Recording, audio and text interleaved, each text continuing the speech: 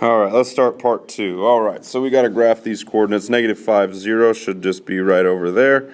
3, 2 is over 3 and up 2. 1, 4 is there. 1, 4 didn't show up. 1, 4 is there. 2, 5 is there. And 3, negative 2 is there. And then it also says state which quadrant. This one, negative 5, 1, is not in a quadrant, it is on the x-axis. 3, 2 is in 1, 1, 4 is in 1, 2, 5 is in 1, and 3, negative 2 is in 4. Okay, find the x and the y intercepts. So, if I were to let y equal 0, if that was 0, then I have 5x equals negative 12, which means the x-intercept would equal negative 12 over 5. Oops, negative 12 over 5. Okay, and so anytime you let x, the y be 0, that would be what x-intercept. Anytime you let the x be 0, then that would be the y-intercept. So if you let x be 0, 4y is equal to negative 12, means y equals negative 3. Same thing on 3. If I cover up the y, I get 2x. 2x equals 3, which means x then equals 3 over 2. And if I cover up the x, y equals 3. So those would be my intercepts. Here, there is no x. So there is no x-intercept. So there is none. Okay, and then your y-intercept is just 3. Okay, because that one's a special case because there is no x value anywhere in the problem. Again, on 5, cover up the y. 2x equals negative 3. X equals negative 3 over 2. And if you cover up the x, 3y equals negative 3. So y equals negative 1. Okay. 6. Find the slope and the y-intercept. All right, number 6, kind of tricky. This is a vertical line. Whoop. Well, if it's a vertical line, that means you have no slope. And if it's a vertical line, it's not going to cross the y-axis, so there is no y-intercept. Kind of a tricky case. Number 7. Guys, remember, this is like the things you just have to remember here. The number that's not with the x, that is your y-intercept. If you don't understand, just go back to what we did up here. When we found a y-intercept, we let x be 0. If x is 0, that means negative 7 over 5 times 0 is 0, so you just get y equals 5. But now, to find the slope, it's just the other number. That's your slope. And to do it from these down here on the bottom, my best suggestion is to just solve it for y. So I'm going to subtract x over. So I have negative 4y is equal to, negative x plus 16. Divide by negative 4, divide by negative 4, divide by negative 4. Y is equal to negative 1 over 4x minus 4. So that's my y-intercept. And that is my slope. And we'll do the same thing on 9. I'll subtract the 3x over. I'll negative y equals negative 3x minus 2. And divide by negative 1, divide by negative 1, divide by negative 1. Y is equal to 3x plus 2. So, y-intercept, slope. Okay? All right, let's look at some direct variation stuff here. Looks like this is of the form. Sorry, I used an A there. It should have been a K, but it doesn't really matter. So to start the first one, I want you to go y is equal to ax or kx, doesn't matter, and then just take these two numbers and plug them in. So you have 22 is equal to a times 2, dividing by 2. A is equal to 11. So your equation is going to be y equals 11x. Okay, and we'll do the same thing over here on 11. 18 is going to equal a times 24 dividing by 24, you get 18 over 24 equals A, but then that can be reduced, dividing everything by 6, you should get 3 over 4. So our equation is y is equal 3 over 4x. Okay, now the graphing stuff.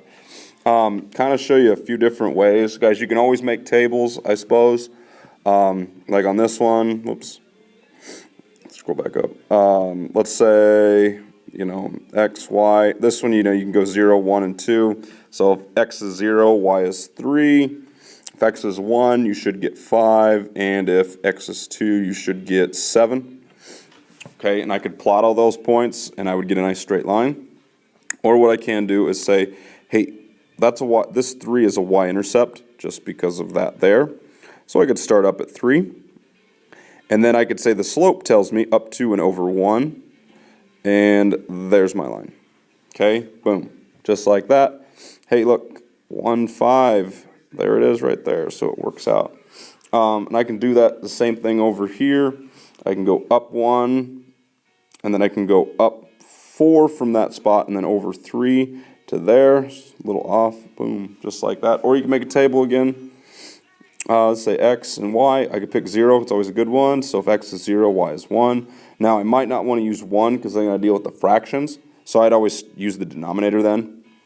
So if I use 3, 3 times 4 thirds. So 3 times 4 is 12. Divided by 3 is 4. Plus 1 is 5. Hey, there's that point right there again. And those are the 2 points. You could also use -3. So and then you get what, -5, 4, 3, -3, I think is what you get. I think you can check that. All right, let's look at these down here. Again, same thing. I'm just going to do this one. I'm just going to go y-intercept is -3, and my slope tells me down 3 and over 1. So got that, a little off. And the same with 15 here. I'll go up 4, and then I go down 3 and over 2. So there's my line. Again, you could make tables on all of those. Okay, now these get a little different. What I can always do is I can solve it for y. Okay, and I'll do that on this one. I could subtract 3x over, whoops, forgot the marker. Subtract 3x to the other side, and so I have y is equal to -3x plus 1. And then I can graph that. That won't give any problem. I could just do it like we did before, because 1's the y-intercept, -3 is the slope. So we could do that. But I think some of you want to see some different ways. Guys, I can make a table. I could still solve this just like that, and then make a table. We could go 0, 1, and 2, and we can get all the same numbers like before. So you can do that. Or what we can do, I did show you that little cover-up method, like this. So you write the problem, and let's imagine covering up the y coordinate. So now it says 3x equals 1. So if I solve that, x equals 1/3. Now that does get pretty tough to graph. Where's x equal to 1/3 at? Well, it's just a little between there and there, so kind of like that, kind of tough. Then you would use the same equation, but instead of canceling out the y, you'd do the other one. You cancel out the 3x, and you go, hey, x equals 1. Or excuse me, y equals 1. And so that is right there. So you get these two little points that are really close together. So you kind of get something like that. And that looks fairly close, I guess. Right? So, and if you graph that, you get the same thing. Okay, so that's kind of how you could do all of those. Hey, y equals 1. Where's y equal to 1 at? Well, that is right there. Okay, now this is probably what you think. Okay, y is always equal to 1. Where's y always equal to 1?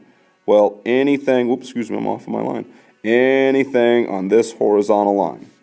All right, you kind of just have to almost memorize that. I don't really have any clever way to remember. Ooh, screen got tilted. All right, so let's look at this one here. What I'm going to choose to do is I'm going to solve for y again. Subtract 5x over, so -y is equal to -5x plus 3. And I'm going to say that now that, change all my signs, y is equal to 5x minus 3. I didn't take that sign. So I'd start down 3 and then go up 5 and over 1. So I get that there. Okay, or you could make a table. And again, if I make a table, I'd always solve it first. So we go 0, 1, and 2. And those will all work out. So you get -3, you get 2, and you get, what, 7. So, okay. We can do 19. 19, I can solve this if I want to. Subtract the x over. -3y is equal to -x plus 3 divided by -3. Y is equal to -1 over 3x and minus 1. Excuse me, that should be a plus 1 over 3 and then minus 1. And I can graph that. Or I can do that cover-up method. X minus 3y is equal to 3. If I cover up the -3y, x equals 3. Where's x equal to 3 at? It is equal to 3 right about there. And if I were to rewrite this and say, let's let that one be gone. I have -3y is equal to 3 divided by -3. I get y is equal to -1. It is equal to -1 right about there. And there's my line. Okay, and if you checked this here, hey, that's what you get. All right, let's look down here at the last two. Okay, x equals 3. Where's x equal to 3 at? X is equal to 3 right there. But where is x always equal to 3? Well, that'd be this vertical line just like that. And again, that's the other case that you have to remember with this one up here. You have to remember that that's horizontal and that's vertical. Okay, that's just one of the things you got to remember. Okay, last problem. I have to solve this one. There's no way around it. I am going to subtract 3x to the other side, so I get -y is equal to -3x, which then means that y has to equal 3x if you cancel. And again, if you want, you can make a table 0, 1, and 2, and so you get 0, 3, and 6, or you could say, hey, what's the y-intercept? If I let x be 0, you get 0, so you start there in the middle, and then you can use the slope and go up 3 and over 1, or you can use your table, but boom, there we go, just like that.